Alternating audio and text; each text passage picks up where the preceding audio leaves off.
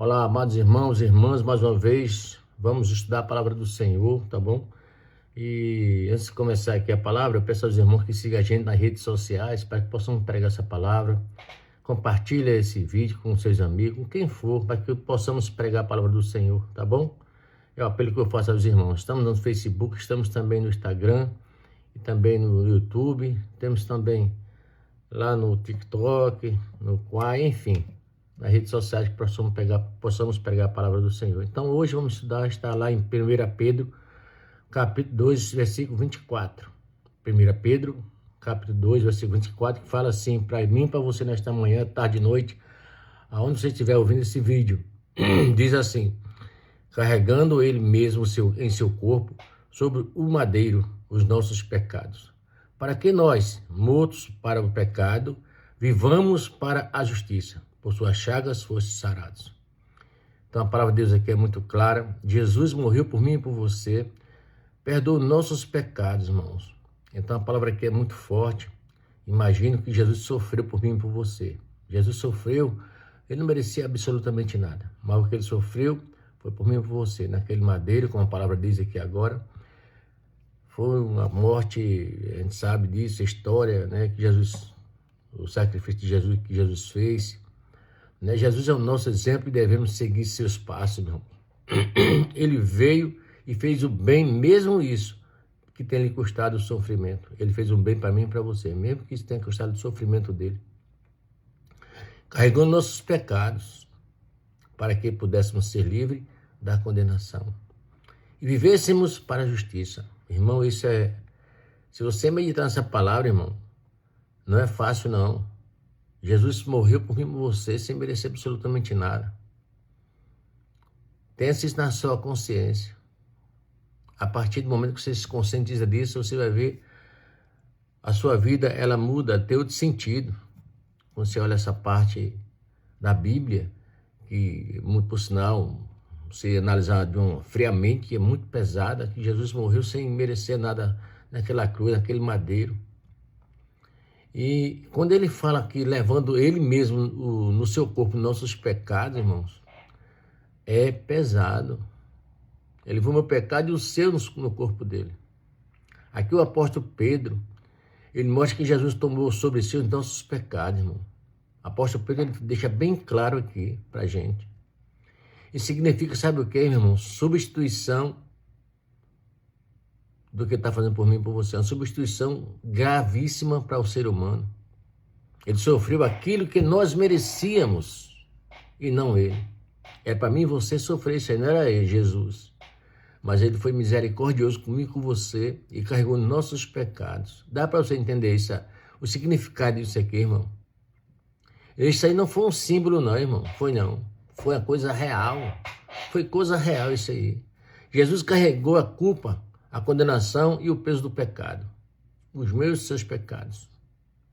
Quando ele fala aqui sobre o madeiro, que a gente acabou de falar aqui agora, quando a gente fala sobre o madeiro no versículo, que a gente mencionou agora há pouco, o madeiro é uma forma de se referir à cruz.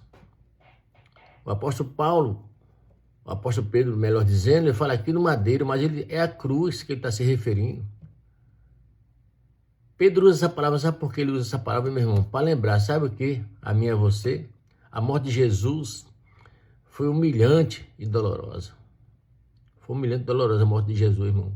Se você parar um pouquinho e analisar, como cristão, você vai ver que não é fácil, não foi fácil, não é fácil você imaginar na situação que Jesus passou por ali. Por exemplo, um dos exemplos que nós damos aqui, irmãos, Jesus naquela cruz foi completo. Hoje em dia, que a gente vê a história, vê as figuras, Jesus estava ali com um pano ali, mas Jesus foi completamente nu, humilhado. Foi nua naquela cruz, nu, literalmente falando.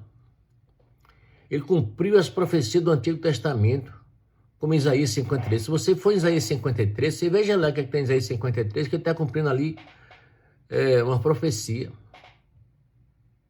E quando ele fala, irmão, nesse versículo que para que mortos para os pecados, aqui está o propósito de Deus para mim e para você. Quem está em Cristo morre para o pecado, irmão. Quando você está em Cristo Jesus, você morre para o pecado.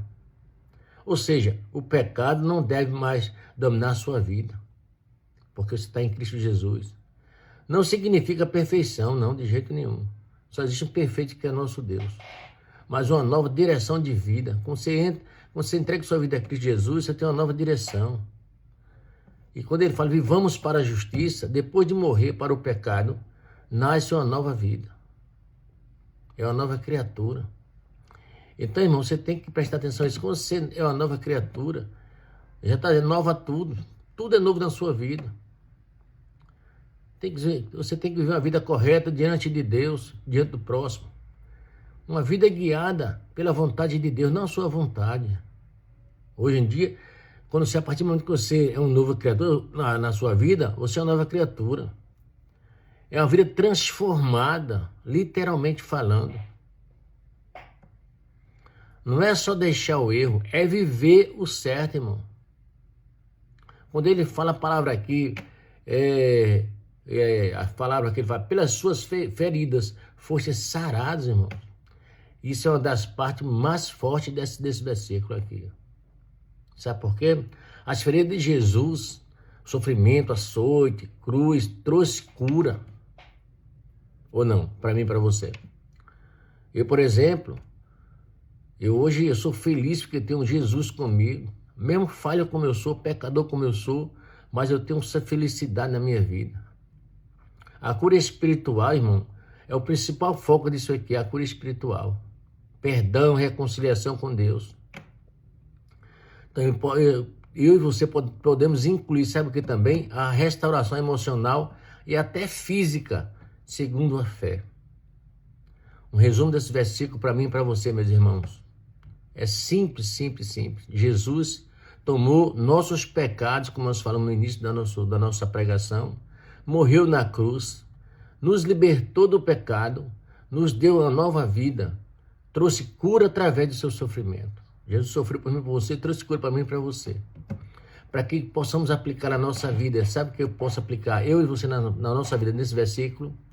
Não viva mais preso ao pecado que Jesus já levou. Não viva mais, irmão. Busque viver de forma justa todos os dias. Confia em Cristo, a cura e restauração. Confia nele. Mas confie de verdade, irmão. Você confia em Cristo Jesus, pode ter certeza que ele te dá a cura. Faça só isso, irmão. Faça isso. O contexto do capítulo, esse contexto que nós acabamos de falar aqui agora, irmão, o contexto 1 Pedro 2, 24, o apóstolo Pedro, ele está ensinando os cristãos a viver de forma santa, mesmo em meio ao sofrimento. É verdade. Se você for ver no versículo anterior, suportar a injustiça, seguir o exemplo de Jesus, ou seja, Jesus não só salvou, irmão, ele também é o nosso modelo de vida. Siga o modelo de vida de Jesus.